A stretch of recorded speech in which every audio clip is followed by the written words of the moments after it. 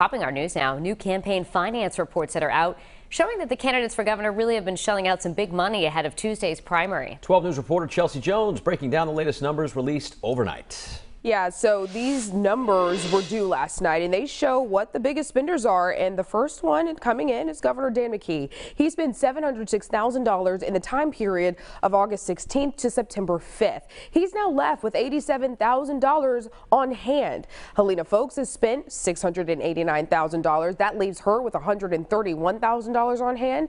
Folks has also loaned her campaign $555,000 from August 16th to September 5th, and that brings her total personal investment to almost $1.3 million. Now, Secretary of State Nellie Gorbea has spent $349,000. That leaves her with $115,000 left over.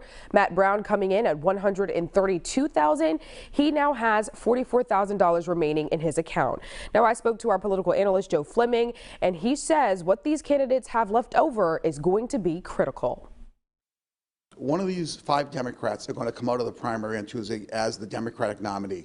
Do they have the money to start their general election campaign immediately? There's only going to be about 7 weeks left after the primary. Some of them are not going to have a great deal of money to start their general election campaign. So that's going to be crucial to see if they can keep moving very quickly and raise money very fast.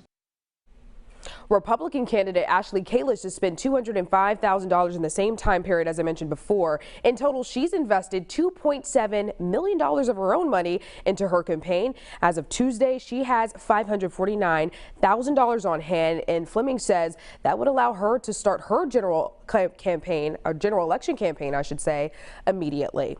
Live in the studio, I'm Chelsea Jones, 12 News.